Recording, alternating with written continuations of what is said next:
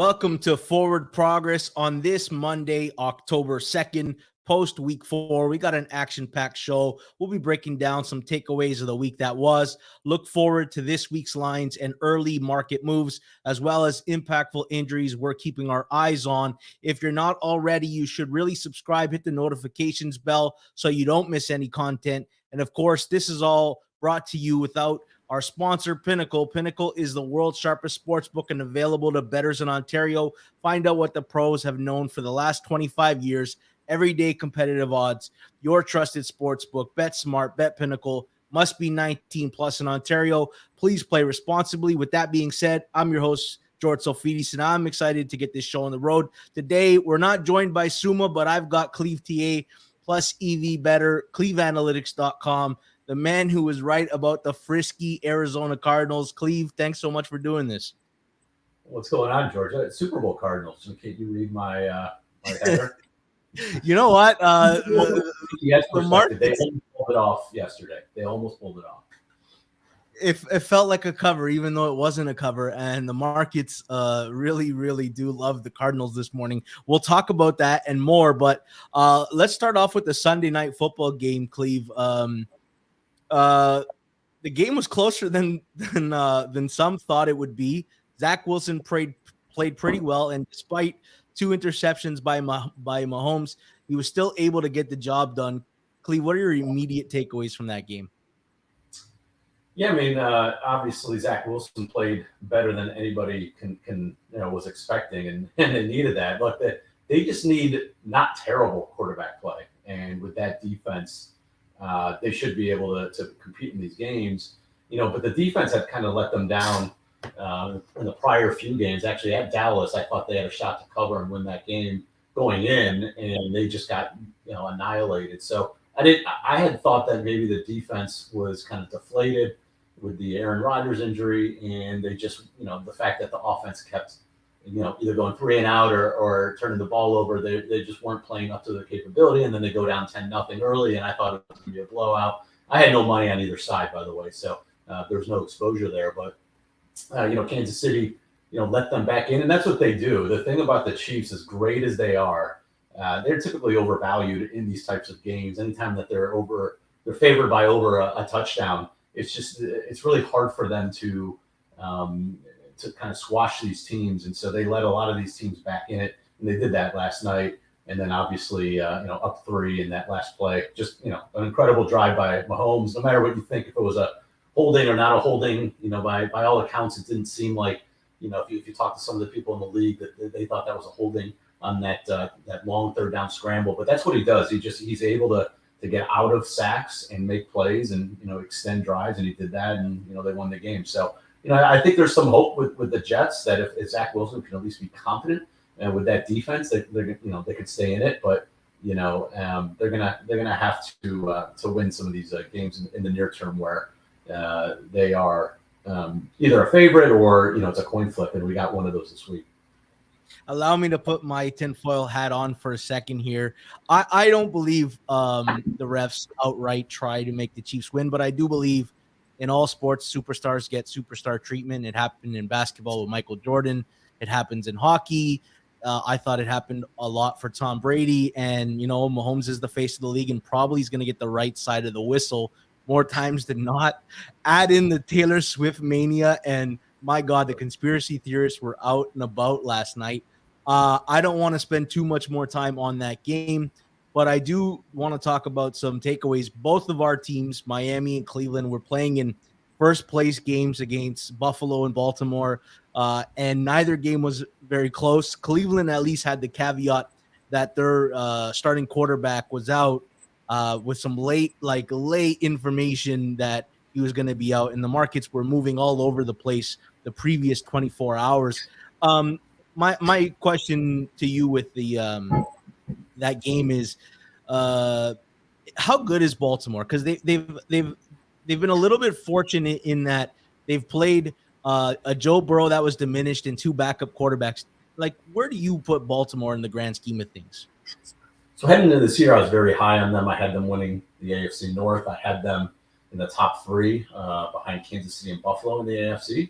Obviously the start of this season, everything was derailed with all these injuries. So that was a clear, that's been a clear issue, but it feels like it's like Groundhog Day with them and their injuries. So they're able to overcome it. They got great coaching. They obviously have great special teams with Justin Tucker, and Lamar Jackson makes plays. And so as long as you have Lamar Jackson healthy back there, he's always going to make your offensive line look better, and he's going to make your offense create plays that are essentially out of nothing. And defensively, Mike McDonald is a great defensive coordinator. He's going to get a head coaching job here probably in the next couple of years, and he's doing a great job with that defense. It doesn't have much outside of Kyle Hamilton really in the secondary. Marlon Humphrey will be back soon, and they had no structures really available yesterday. They signed Kyle Van Noy off the street, and so they're putting these things together. So when they get healthy, and hopefully for them, that's going to be in the next 2 to 3 weeks, and they get the Steelers, who are obviously banged up themselves and coming off a bad loss, they can really separate themselves from the North, because really the Browns are the only contenders at this point. And who knows what happens with Watson, and they've got a bye here with the Niners coming up. And so that's going to be a tough game. So, Baltimore, if they can win the next couple, they'll have a pretty insurmountable lead in the division. But I think they're a top half of the, kind of AFC contenders. I think they're right behind Kansas City, Buffalo, and Miami. I think that, this is a team that's going to obviously progress offensively. They still have some room in the passing game, but, the receivers haven't been healthy. So, I know it's a cop out that it's if they're healthy they're good, but that's really they always have a high floor with Lamar and that coaching staff, and that if everybody comes back, then they can certainly make a run here. Cleveland kind of, usually you don't want an early bye, at least not week 5 of the season, but it almost came at the right time for Cleveland. You have the Watson shoulder thing lingering. Myles Garrett got banged up in the game, and the center Ethan Pochich got hurt. So it's kind of like good time for Cleveland's bye. Let's talk Miami Buffalo, and let's start off with Buffalo. Are they the best team in football again? Have they surpassed the Chiefs to you? No, I would still have the Chiefs slightly ahead, but they're really good. Buffalo was probably my favorite play of the weekend at the 2.5. I had them personally. I had them in the contest, in the Circa Millions contest. And so, it's like every time I thought about this game, I thought that my numbers had this more like a 3.5. And so we talked about this, I think, last Monday. I thought this line to be under 3 was stark. I just couldn't buy it. And it's not because I didn't think Miami was any good. I just think that you're talking about a Buffalo team that hasn't really done anything to disprove that they're one of the better teams in the league, and that, what happened in the opener against the Jets, Josh Allen always struggles against the Jets, so I didn't really care about that game. Miami had come off that huge win against Denver, but, the prior 2 weeks, they easily could have lost both of those games. And so it was just a matter of you match these two teams up and you get Buffalo the home field. And the fact that Miami had the worst success rate in the NFL on defense going into the game, that was the clear one weakness between all the units is their defense. And they didn't have Jalen Phillips. And so, we saw what happened. Josh Allen just completely dissected that team. Stephon Diggs was awesome. It was pretty comical. Just they were trading touchdowns early on. And I joked on Twitter that first the punt loses, and it was almost that case. And they ended up trading a few punts. But Buffalo was clearly the better team, and I think they're a notch above Miami in general. But I still have, when you've got Mahomes back there, you can't. And that defense, it's hard to have Buffalo ahead of them right now, but it's pretty close. There was like one incompletion in the first quarter between the two teams. It was unreal, and then Miami stopped scoring and Buffalo didn't. It's funny. The markets, do you think they were very high on the Dolphins or not high enough on the Bills? Because how often do we get the Bills under a field goal at home other than against the Chiefs? Like, the markets didn't want to push this thing to 3. Do you think that was Miami love, or do you think it was Buffalo resistance? No, it's definitely Miami love. I think this offense is so high powered, and they can score on anybody. And the fact that last year they beat Buffalo at home, and then they lost a close one in the cold weather over Christmas, and then even in the playoffs with Skylar Thompson, they kept that game interesting. And so I think just people thought everyone's healthy on offense for Miami, and they're firing on all cylinders. And the Poyer injury, I think, spooked a few people too in that secondary for Buffalo. And it's like when you've got an unstoppable offense, people will always gravitate towards the great offense versus kind of the more well-rounded team. And I think that's what Miami was taking money on, is just that they were just going to overpower Buffalo and just outscore them. And so I don't know. I mean, I think Buffalo came to play defensively. They got pressure. The two had not been pressured at all going into that game yesterday, and they made them hold the ball a little bit longer. And Sean McDermott obviously did a great job scheming things on defense, and it was a great win. But that happens. Like, teams have bad games. It's not. I mean, Dallas had their bad game last week against Arizona. Miami had their bad game against Buffalo. It doesn't mean anything in this league. These teams look bad all the time. So it's just if you told me we'd be sitting at 3-1 right now, I beginning of the season, I would take it, right? It's just, when you look like you didn't belong in the same field as Buffalo, it's a little bit of a bitter pill to swallow. And, Connor Williams, Miami starting center, was out, and then Teron Armstead gets hurt in the game. And it's, if there's a team that doesn't have the depth to afford 2 injuries on the O-line, especially 2 of your 3 really good O-linemen, Miami's one of them. Let's move on to the NFC South, because this division is kind of very intriguing to me. The Bucs go into New Orleans and beat the Saints, and my question is, because Cleve, I know you were higher on the Bucs than probably anybody else that I was reading this offseason. Are they the team to beat right now? Wow, I don't know. I'll be honest. That's the one game that I didn't have much on, and I didn't get a chance to watch. I just obviously saw some of the highlights of Baker Mayfield. Their defense is good. Their defense is always kind of has the reason I thought that they had a high floor this year coming in was that defense. Todd Bowles, like, whatever you think of him as a head coach, like, they've got really good veterans. They got good secondary, and as long as they don't get too beat up because they don't have much depth, they're going to be in a lot of these games, and it's a matter of Baker Mayfield not screwing up. And so, I guess from a week-to-week consistency basis, they may be the team to beat. I still think the Saints. If I didn't watch the game, so I can't comment on Derek Carr. It looked like the numbers were pretty bad offensively. I mean, they had the second lowest success rate in the NFL, and I think he had the lowest passing success rate on dropbacks. So, clearly, I would assume that some of that was the injury and a lack of practice this week. They really should have just started Jameis Winston, to be honest. I have no idea why they run. It's not like they had a rookie back there. You had a guy who's perfectly capable of winning a game. Let Derek Carr rest. And so I'll chalk, unless I watch some of the film and just really see that there's something fundamentally going wrong. I'm just going to chalk it up to a kind of a bad game off of an injury. They really should have won that game last week against Green Bay, up 17-0. I mean, they're this close to being 3-1. I think it's the Saints a notch ahead of Tampa. I just don't trust.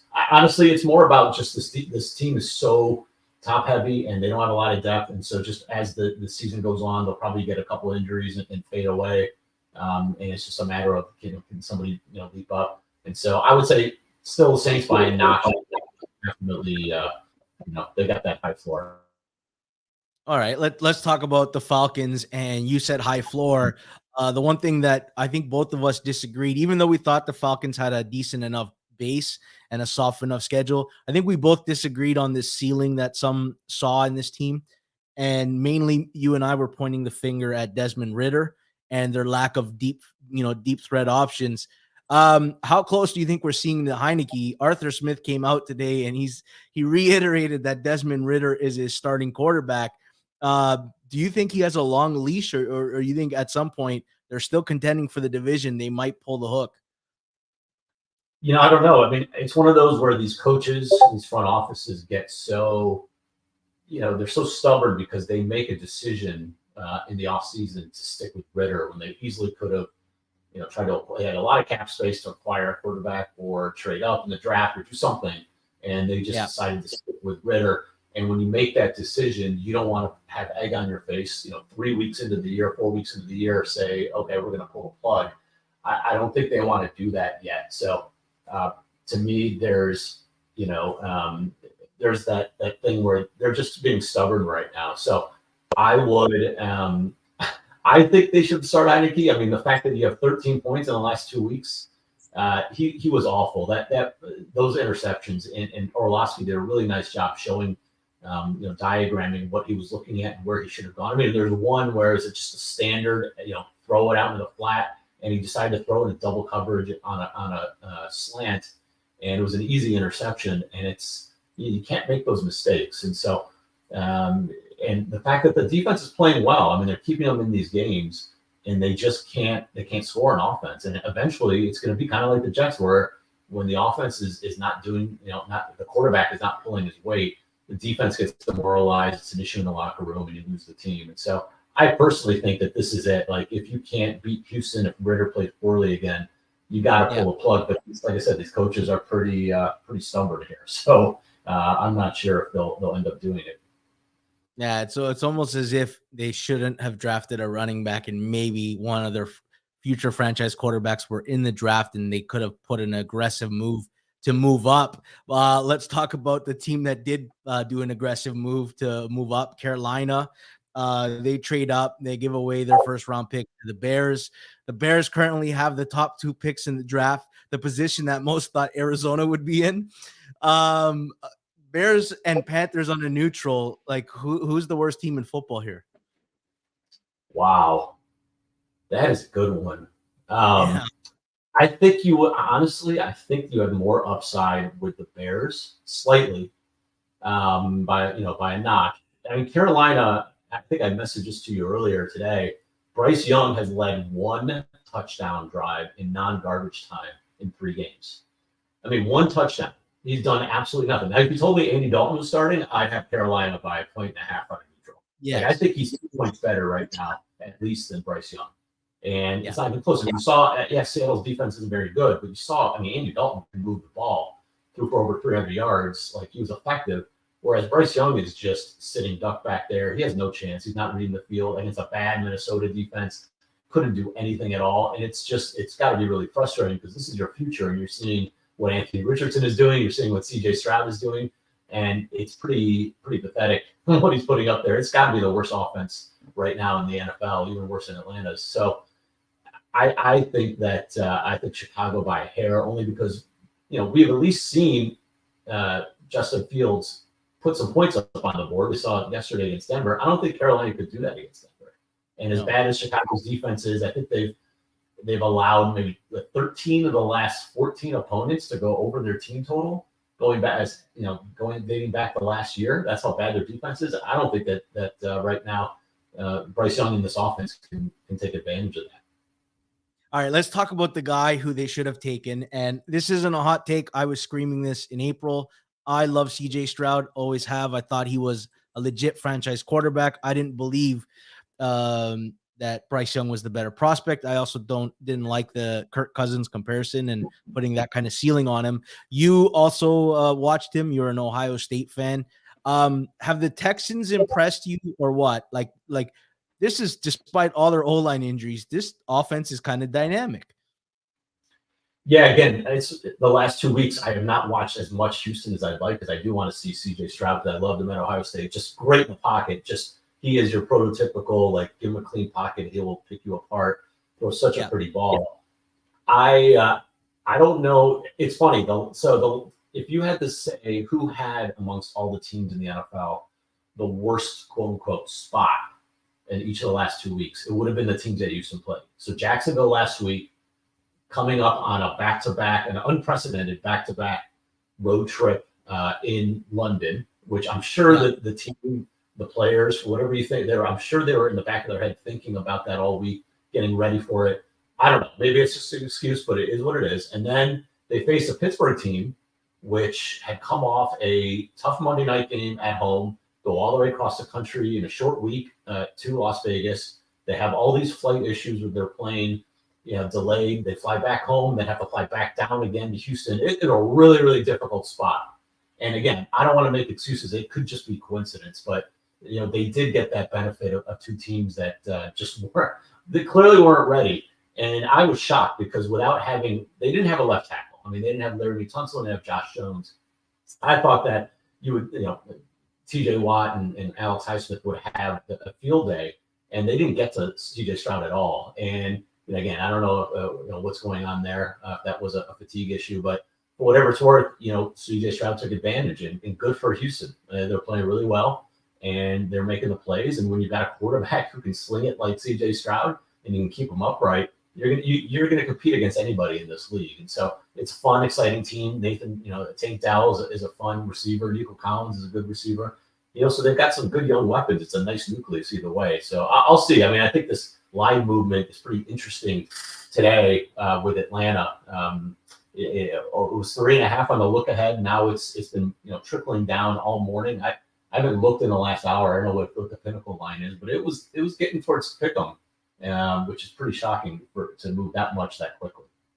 Yeah, it's a pick 'em in a lot of books. -1 for Atlanta. It's you talk about being in a fortunate spot. How about a third week in a row they get Atlanta flying back from London to play a game? Like Houston had a pretty good pretty good situational stuff. Let's talk about Pittsburgh. Kenny Pickett is hurt. Trubisky's going to step in. It looks like this offense isn't going. Matt Canada is not a creative play caller. Their O-line isn't very good. There is no run game. They have one weapon in George Pickens. How bad is this Pittsburgh offense? My optimism for them is right out the window. Yeah, and they lost Pat Freiermuth too yesterday. So I don't know how long he's out for, but that's clearly going to affect them because they have nobody who can kind of get open in the middle of the field.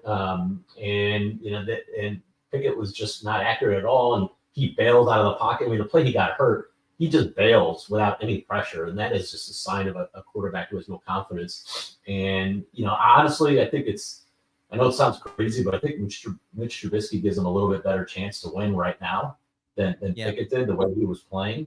At least we know what you get out of Trubisky. At least he's gonna, he can run the ball. He's got some athleticism. He can read the defense. I don't think they're good. Don't get me wrong. But I definitely don't think they're worse with Trubisky in there. It's outside of Pickett. So they'll turn things around. I mean, Mike Tomlin just has this magical power of keeping this team always in it, and so I don't suspect that they're just going to get blown away here in the next few games. I think they'll surprise people, but I'm from a rest of season standpoint, like their 500 is probably the best you'll see this team at this point, and I just don't know if they have enough firepower on offense to get it done without Deontay Johnson. It's hard. I see some of the Matt Canada. I mean, bottom 5. I don't even know. He might be bottom 2. I don't know who's worse. I mean, who's worse than him at OC? Like, it's pretty bad. Nathaniel Hackett maybe is the one. That's a good one. That's close. They're not you know what? I have a Steelers buddy, and you know what? He's like all down on them, and I look, I'm like, man, they're 2-2, and they probably feel the worst 2-2 situation right now in the NFL. Let's go to the Commanders and Eagles. The Commanders are also 2-2, and they've outside of the Buffalo game, which I believe the final score was a little bit misleading to how well Washington moved the ball at times. The Commanders were in this game against the Eagles. Ron Rivera opts not to go for 2 and chooses to go to overtime against a better team at home. In that situation, why did Ron not go for it? Are you buying this? The offense was tired. I mean, wouldn't the defense also be tired since they were out on the field for the same 82 yards that just happened? Yeah, it's an absolute. I didn't see his quote. It's ridiculous. I had Washington. I didn't have the money line, thank God. I would be furious. I had Washington plus the 8.5. So I was happy how that game went. And it's so funny because early in that game, it was almost a carbon copy of when Washington went into Philly last year on Monday Night Football and just held the ball, held time of possession, kept converting third downs, not a ton of huge plays, just kind of nickel and dime them to death. And they did the same exact thing yesterday. And so I thought it was a heck of a job by Sam Howell, to run that offense. And then, I mean, all you have to do is think about what are your odds of getting a 2-point conversion at the end of that game. And, maybe you don't want to call it a coin flip because the Philly defense is better than the Washington offense, but let's call it 45%. I don't know, mid-40s. That I wonder what would the line be before the coin flip what were the odds? You can probably look it up of what what was Philly favored by. I guarantee it was more than 55%. Their kind of win probability. I bet you was in the 60s. And so that's all you have to do is figure out kind of what has a better shot. You getting 2 yards on a 2-point conversion, or winning in over. First, we got to win the coin toss, likely. And I think did they win the coin toss? Did they get it first? I think, and then they punted. I'm pretty sure actually. Yeah, they must have, because it was a field goal. So yeah, so they even got the coin toss and they still lost. It was just the whole thing was just ridiculous. You have to go for 2 there. If the roles were reversed and the Eagles were the team that scored, maybe you can get away with it because you should win in overtime. But I mean, a 9-point underdog should go for 2 there every single time. I don't care who it is. I don't care if you just run it up the middle, spread it out and run it up the middle. Anything to go, to get 2 yards in the win. So just a complete debacle by fake riverboat Ron. It's funny. When someone has a nickname that is obviously opposite of what they are, like when you call a big fat guy Tiny as a nickname, right? Riverboat Ron has to be like the most nickname that is undeserving, right up there when people were calling Zach Wilson the Mormon Mahomes coming out of college. It's just, they're both terrible. Let's talk about the Eagles. Producer Jason likes to sometimes knee-jerk reaction, and he messaged me. I don't know if it was tongue-in-cheek or not, but he said, Eagles 2023 equals Vikings 2022 ? And I said, whoa, slow down, Jason. But I think he's got a little bit of a point. This Eagles team doesn't feel like A, a 4-0 team, or B, they feel like they're a step behind Dallas and San Francisco. Are they more vulnerable, or do they not feel as good as the other top teams in the league, or are we both missing the boat here? Yeah, that's why I took Washington this week. I had Philadelphia on Monday night, laying the 5, and even though they kind of dominated that game, it wasn't all that impressive. They just kind of ran it with DeAndre Swift, who's been awesome, and just the occasional Jalen Hurts play, and it's just like they just kind of do do their job and get the job done and kind of go around go about their business, but they don't. Last year was they were just dominating teams, and it's one of those things where it's fresh and new. You just you're attacking teams in every way, and you're just beating them up, and you just continue to do that throughout the year. And now it's just kind of like, all right, let's just get to the postseason. It almost feels like there's a little bit of a malaise. I don't know if it's disease of me type of thing, but it's just a little bit of a malaise where like it was so easy last year. You just kind of like, all right, get us to the playoffs. And you kind of do just enough to win. And that happens in the NFL. There's a reason why these teams that make the Super Bowl and lose, a lot of times they don't make the playoffs the next year. It's just they get that kind of deflated feeling, and it's just hard to get up for the regular season all the time. And so I think they'll be fine. When they step up in class, I think they'll play better. And it's just when they are facing teams that they're supposed to kind of pounce like last year, it's just a little bit more difficult to go. And Jalen Hurts played well yesterday, but in general, he's been, kind of in the 20s when you look at some of the advanced metrics, some of the accuracy metrics. He's just not as good as he was last year. And it's just going to happen in an MVP level season. So I would put them definitely a clear 3 in the NFC behind San Francisco and Dallas, but they can clearly, win the conference, and it wouldn't shock me. It's funny, like they're 21-1 with Jalen Hurts starting this year and last year. So it's like if we think this is a vulnerable bad team, they're still getting the results. Before we get into the current market prices and injuries we're watching and line movement, if you haven't already, please like the content. It helps boost us in the algorithm. Keep commenting. We're seeing it. I love it. I love the engagement in the comments. Cleve, there's this dynamic where we all try to find a situational spot. And when we have no background info on it, it's like trying to figure out how valuable this could be. Last year was the Minnesota Vikings returning from London and playing Chicago, and us not knowing what, because traditionally these teams have gone on bye, and us not really having a sample size of how that affects teams. This year, Jacksonville gets to stay out in London for an extra week, and Buffalo's coming in. So this is, again, a new spot. We've never seen a team stay out in London 2 weeks and have a team coming fresh off the plane. When you first start thinking of a spot like that, how do you weigh it, or how do you factor it into your mindset? I was thinking about that this morning because I was like, wow, Buffalo just had that huge win. They lose Tre'Davious White. They got to go now. They got to fly to London, where the Jags are just sitting there waiting for them. Like, how in the world do you price that? I just didn't know. I actually, when I was kind of guess the lines and run some of my numbers, I had Buffalo 5.5. So it's pretty close to that number. So it wasn't that far. But then you got to really dig into the matchups and the injuries, and then what do you make of the travel situation? I honestly don't know. I mean, this is one of those where I have some connections in the league. I can ask ex players. I can ask, say, what do you think this? But they don't know. They're just guessing too, right? Like the travel situation. But these teams fly in first class, and they'll get all the luxuries. And from that respect, you would think it's less of an issue than it was maybe a decade ago. So I don't know if you can weigh it that much, but it's definitely worth at least thinking about. And it even you can't just 100% go by your power ratings. You actually have to run all figure out what could possibly go wrong and how. It's hard. There's really no right answer, and no one can give you a right answer because it's never happened before. It's unprecedented. So I'll just personally, I'm just going to handicap it the way I normally handicap it, with the matchups and the injuries and whatnot, and then maybe it adjusts down a half a point if I feel like it's like if I feel like there could be a possibility there. But I don't think it's going to weigh that much on my handicap. Yeah, and the Jags are going to be trying to get Zay Jones back and Jamal Agnew, as well as Devin Lloyd and the Bills. Poyer was out last game.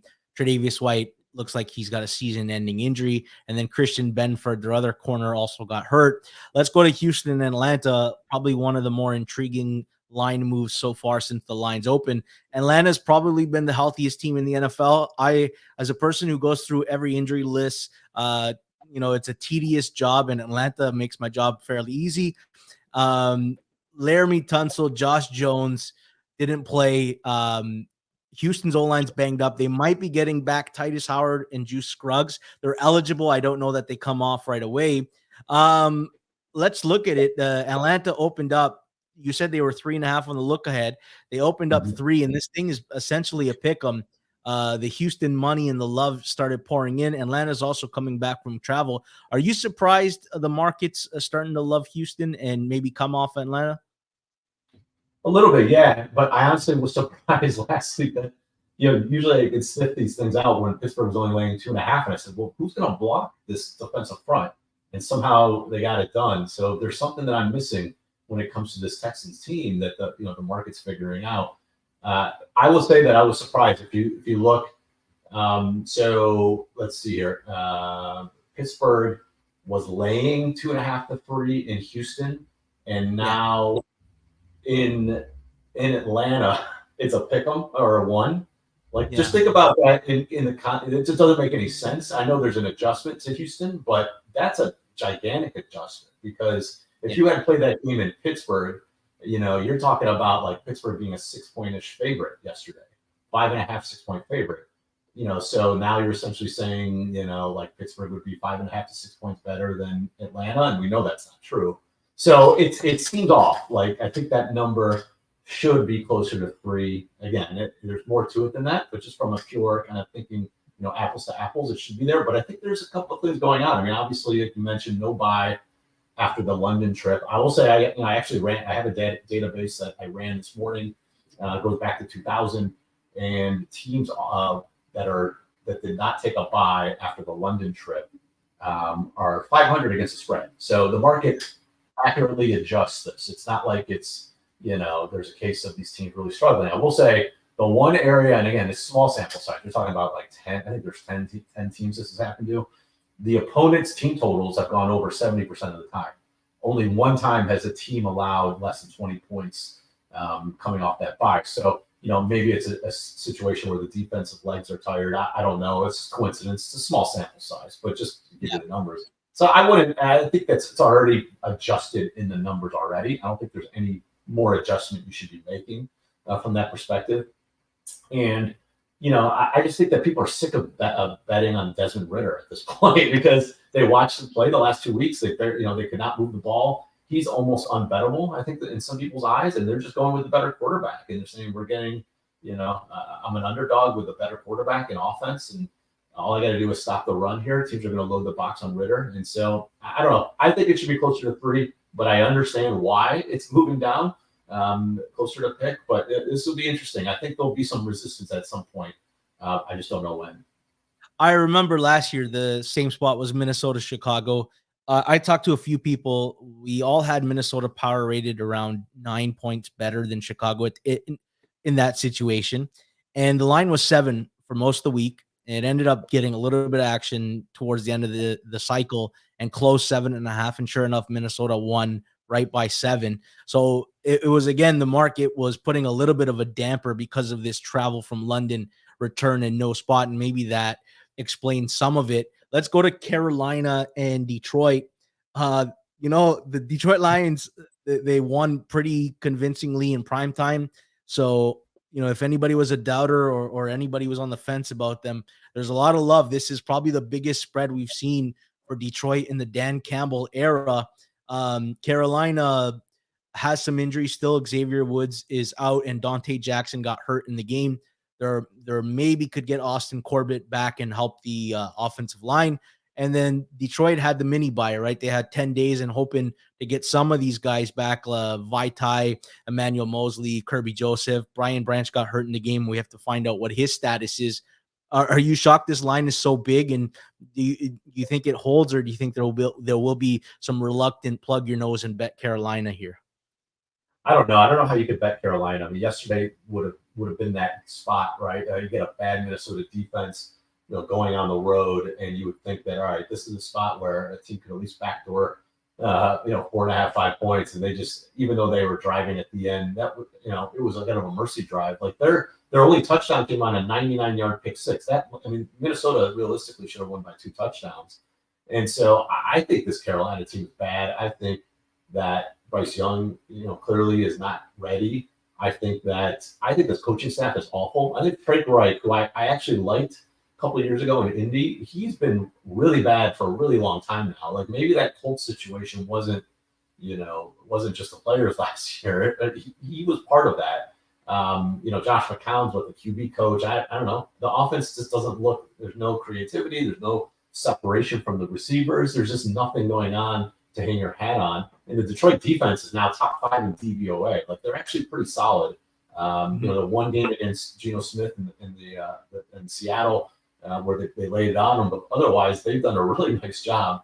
Against a pretty tough schedule. And so I don't know. Like I don't feel confident enough that Carolina can keep up in a track meet. I mean, we know Detroit's going to score because they always do, and they always do at home. Like they're going to get in the mid-20s. And it's a matter of, can you trust Carolina to score 17 points on anybody right now?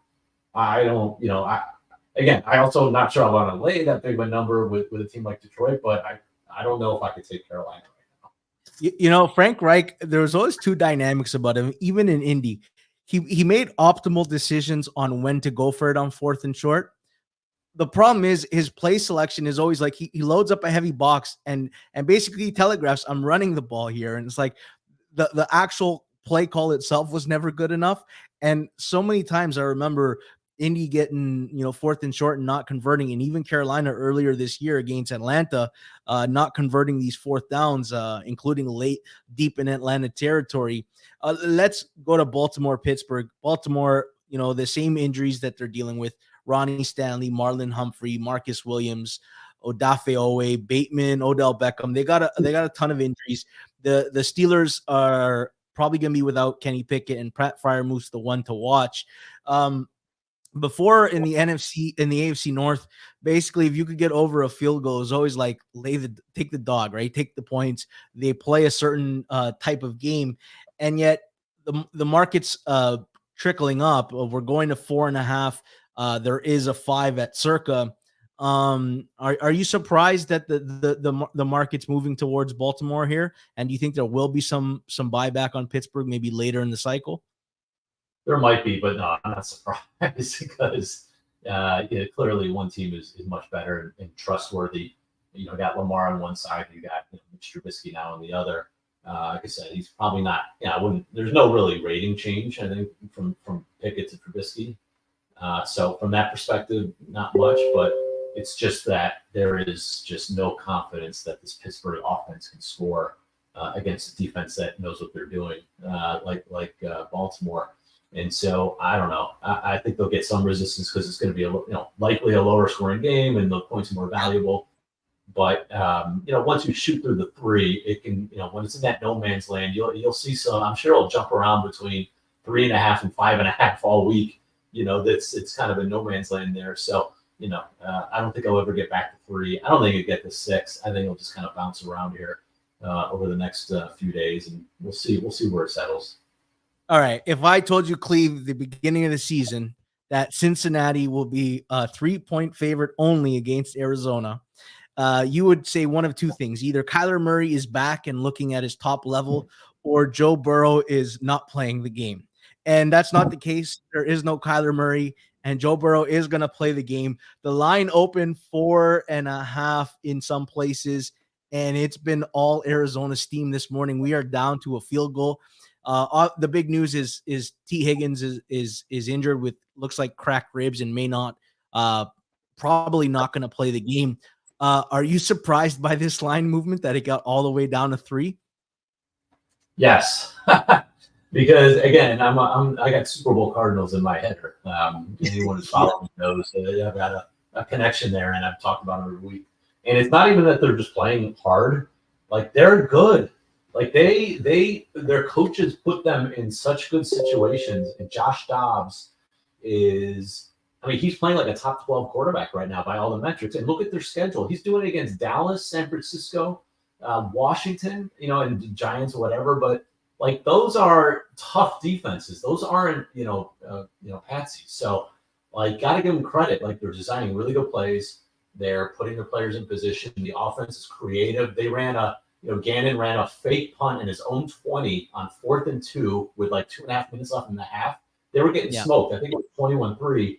And the guy ran a fake punt, and he just got it. And they turned that into a touchdown for the half and gave him life. Like that, those are the things that you want to see. And like why I was confident that he would be a good coach, just again, with my, just in knowing what he believes in. He's a plus EV coach. He's going to do stuff like that to give his team a chance to win. You'll see he'll even in the preseason. I think the first preseason game against Denver, they were the only way they could win the game. Denver had the ball, and I think the game was tied with like a minute and a half left. And the only way that Arizona could get the ball back was by letting Denver score a touchdown and then try to score and go for 2. And that's what they did. Denver did not pull Mahomes and kneel at the 1. They ran it in for the touchdown, and then Arizona came down and scored and got the 2-point conversion. Those little things, like those are the things that he's going to do. He's going to go for and 4th down, those sorts of things. So, long story short, I think that they're going to be feisty. I think this is a little bit too much. To be 3. I know Burrow is really struggling, but this is. I know Dallas is just 14. Well, Dallas was just 12 2 weeks ago, and now it's Cincinnati -3. So the adjustments are just gigantic here. So I can't believe it's down to 3, but that's kind of where we are. So I would never take Arizona here. I honestly don't think I would take them in anything less than 6, but this is really interesting, to say the least. The Scarface quote, in The Godfather, Al Pacino. It's just when I wanted to take a break from the Bengals and not think about betting them and being intrigued by the number, they pull me back in, and I'm gonna plug my nose and maybe click a button or two. Let's talk about. Wait a minute, George. Yep. Real quick, sorry. I didn't hear any quotes after the game. Is there any shot at all that Burrow would sit, or is that not even a possibility based on what we know? Because that could be the other thing. If there's somebody who knows something or is speculating that he's going to sit, then this makes a lot of sense. This is probably, if Burrow doesn't play, this is probably Arizona -1, to be honest. Maybe this is like a halfway point, but that's if he plays, I can't imagine it being 3. But momentum's a tricky thing. Yeah, no, I haven't heard anything of the sort. If anything, they actually cut Reed Sinnett from the practice squad, but that doesn't matter. They also have AJ McCarron in the building. No, I have not heard anything of the sort. Cleve, let's go Philly Rams here. I guess the story to watch. Well, first of all, Cam Jurgens for Philly looks like he's going to miss the game and a couple weeks. Nakobe Dean is eligible to come back. No word if he will. But, the Rams have some injuries to watch. Alaric Jackson, the left tackle, maybe the Colts were not able to take advantage of Alaric Jackson being out.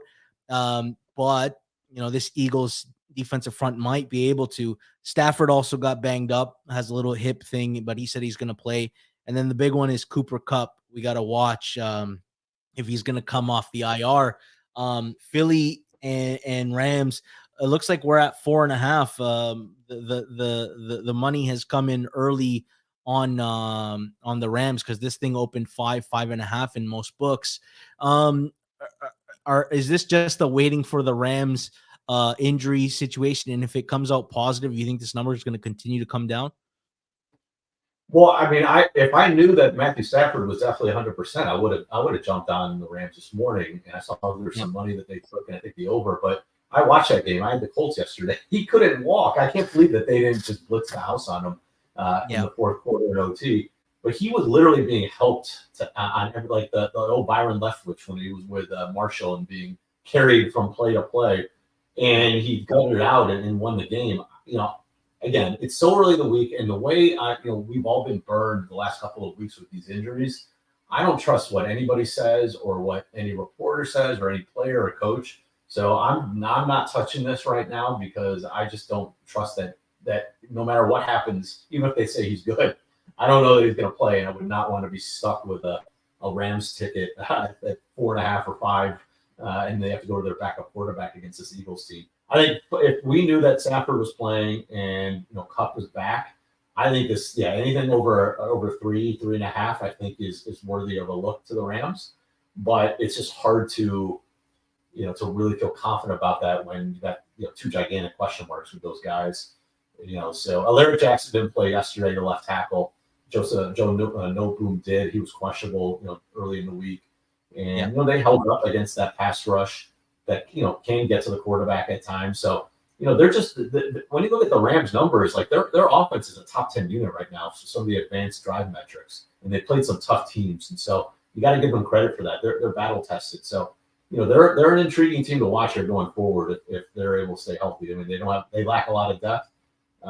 It's similar to kind of like Tampa on defense, but so if they start getting injuries, then you got to be careful. But as of now, I mean, they're a solid team. And I hope they all play. I think it'll be a fun game it'll be probably one of the better games of the day if everybody's healthy. All right. Last one, and then we'll preview this Monday Night Football game. Dallas at San Fran, the game of the week. It's the Sunday nighter. Schedule makers got this one right. It was 3.5, 4 in some places. It looks like some money is coming in on Dallas. Pinnacle's at 3.5. But even if you are intrigued in taking San Francisco, it looks like a couple other books are juicing a 3. The injuries to watch, Tyron Smith for Dallas continues to be out, and Micah Parsons got a little banged up in the game, so it's something to monitor.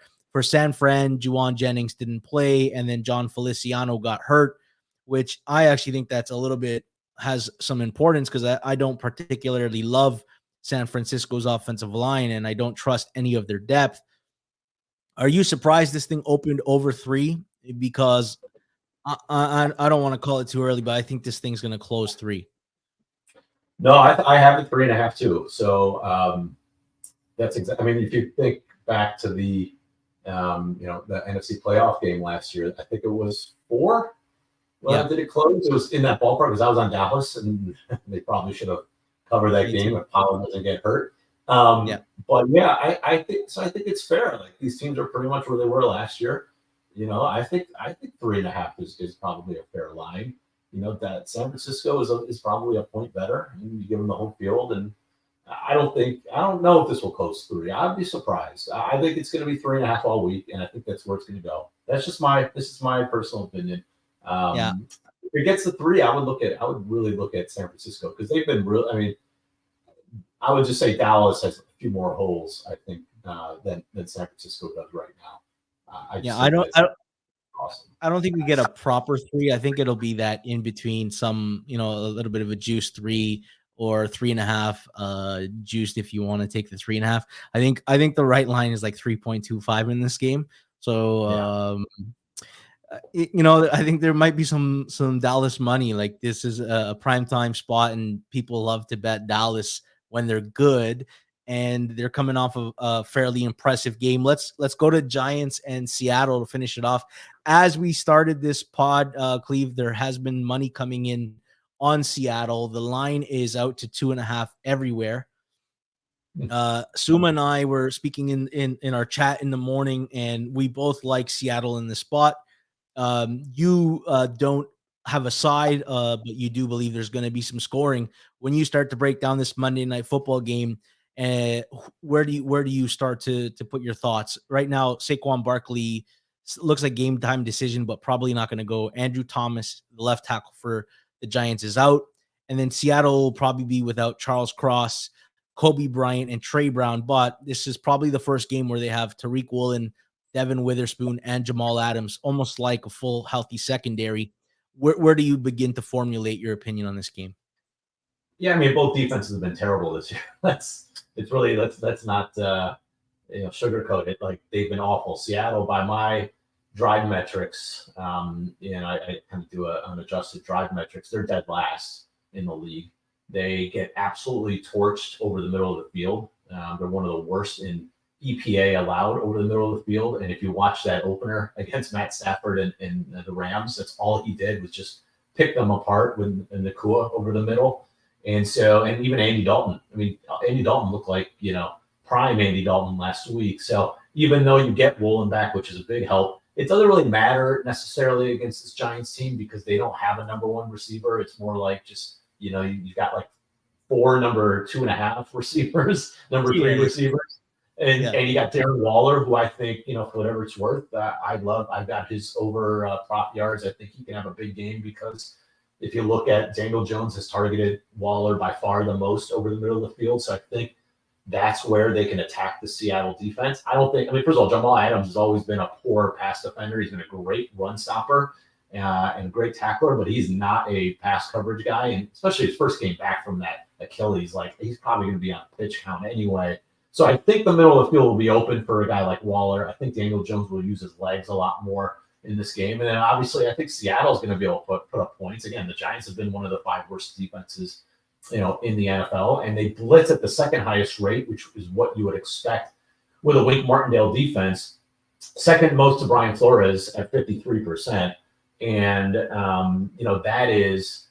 that's a really high rate. But the problem is they've only pressured the quarterback on 16% of total dropbacks, which is bottom 5. So they're blitzing a ton. They're not getting to the quarterback, and they're leaving a really poor secondary on an island against these wide receivers. And so teams are just getting the ball out quick, letting the receivers go one-on-one in space against these defenders. And these Giants defenders are poor tacklers. They're second in terms of the most missed tackles per reception in the NFL. They've allowed a ton of yak yards. Adoree Jackson's been burned, especially. He's not a good tackler either. And so I think it's going to be one of those where as long as Geno, who's been, so-so against the blitz. Last year he's 27th in PFF grade against the blitz. He did a decent job last year against the Giants in the spot. If he can just get the ball out quick to his playmakers, DK Metcalf, Tyler Lockett, Metcalf does pretty well against man coverage, which is what the Giants incorporate a lot of this year. So I think he could have a good game. I think this could be a back and forth shootout. I think that, these teams play pretty fast. They're top 10 in neutral pass rate, both of them. So I think you can get a lot of throwing, and I think it's going to be a fun game. I think this is pretty entertaining. I see kind of a 27-24 game written all over it. I just looked. I was interested in this over. It was 47.5 this morning. I'm looking now. It looks like at Pinnacle it's 46.5. So now that's piqued my interest as a potential over. And I know that primetime overs haven't been great, but we've seen the last 2 cover for whatever it's worth. So I think there's a good chance we see some points. With or without Andrew Thomas, there's no pass rush here from Seattle. There's no edge player to really worry about. So I'm not worried about losing Andrew Thomas. His backup has been awful. Joshua Zedu is one of the worst in the NFL. But again, the pass rush isn't a big deal here, and you've got Daniel Jones who's mobile. So fun game. No side for me. I think it's a coin flip, and I just think there's going to be more points than the 46.5 if I had to. Yeah, Azudu, the problem is he's a guard. That is the problem on why he's not being a good tackle. If Seattle doesn't get any turnovers, and the Giants, fortunately, are not a team that has created and generated a lot of turnovers. I think if Seattle keeps it clean, there's nothing that the Giants defense can do as far as resistance goes. And I think Seattle has enough playmakers, particularly in the secondary, that they can make Daniel Jones get into a couple bad spots and make one or two crucial mistakes. When this line opened like 1.5 and then went to the Giants, I was with Clark and I'm like, I don't get it. I don't. What am I missing? I'm on Seattle heavily in this game, and then it swung back. And looks That was like the the money. Andrew Thomas and Barkley. Thomas and Barkley, there was some Thomas for sure they thought was going to play, and Barkley was kind of a 50-50. I think that's why you saw a little movement there.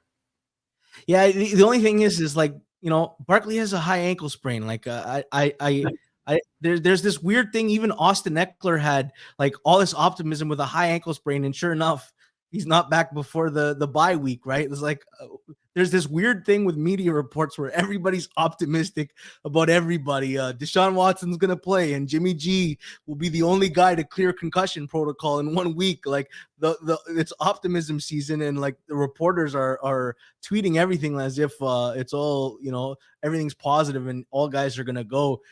So I just found that interesting, because I know yourself, you said you're weary about what you see in the injury reports. It's been a strange season. We've had reporters come out the morning of with really bad information and have moved markets, unfortunately. So something to watch out for. Cleve, no Suma today, but you did a lot of the heavy lifting. I really thank you, man.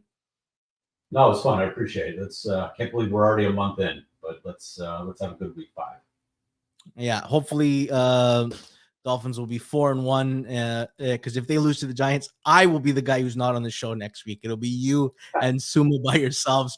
We'll be back again tomorrow at 2:00 with myself and Sharp Clark to break down some film, recap the Monday Nighter, and give you the first Thursday night preview. You don't want to miss it, so please subscribe, hit the notifications bell, and like this content. Please boost us up in the algorithm. That's it for me. Thanks to Cleve TA, thanks to producer Jason, and thanks to you, the audience. Until next time.